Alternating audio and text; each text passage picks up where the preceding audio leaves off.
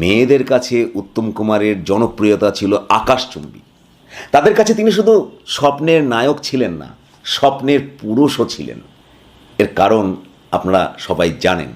তার সুদর্শন চেহারা, তার ভুবন ভোলানো হাসি, তার অপূর্ব রোমান্টিক ব্যক্তিত্ব, হাঁটা চলা কথা বলায় মনোমুগ্ধকর মাদকতা, সর্বোপরি তার অতুলনীয় মধ্যবিত্ত বাঙালিয়ানার পাশাপাশি স্বতঃস্ফূর্ত সাবলীল সহজাত অভিনয় দক্ষতা, এই সব কিছুর ব্লেন্ডিংয়ে তিনি মেয়েদের কাছে সেই স্বপ্নের পুরুষ হয়ে উঠেছিলেন যাকে সবাই বাস্তব জীবনে কাছে পাওয়ার স্বপ্ন দেখত। আর তা নিয়ে উত্তম কুমারকে কিন্তু কখনো কখনো চরম অস্বস্তিকর অবস্থার সম্মুখীন হতে হয়েছিল। এবার আমাকে রাঁচির সেই দুঃসাহসিক ঘটনাটি বলতেই হবে। শুটিং শেষ করে উত্তম কুমার রাঁচি থেকে কলকাতায় ফিরবেন।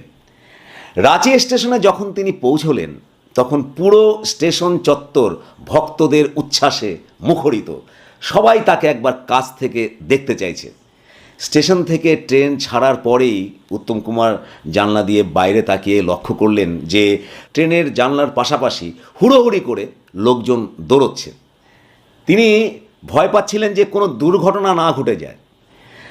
প্ল্যাটফর্ম শেষ হতেই তিনি চোখ ঘুরিয়ে হঠাৎ সামনে দেখতে পেলেন তার কম্পার্টমেন্টে তার সামনেই তিনজন যুবতী বসে আছে, এক দৃষ্টে তার দিকে তাকিয়ে আছে উত্তম কুমারের দিকে।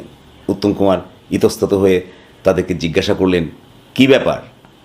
উত্তরে তারা বলল, আমরা শুধু চেয়েছিলাম আপনাকে একবার কাছ থেকে ভালোভাবে দেখতে। আজকে এই সুযোগটা কিছুতেই হাতছাড়া করতে পারলাম না। আপনার অজান্তেই আপনার কামরাতেই আমরা উঠে এসেছি। এর পরের 10-15 মিনিট ধরে ওই তিন যুবতী উত্তম কুমারকে এক দৃষ্টে অবাক বিস্ময়ে দেখতেই থাকলো।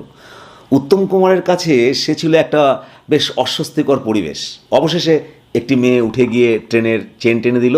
ট্রেন দাঁড়িয়ে গেলে ট্রেন থেকে তারা নেমে অন্ধকারে নিমেষে মিলিয়ে গেল দুঃসাহসিক ওই তিন যুবতী। উত্তম কুমার তো বিস্ময়ে হতবাক।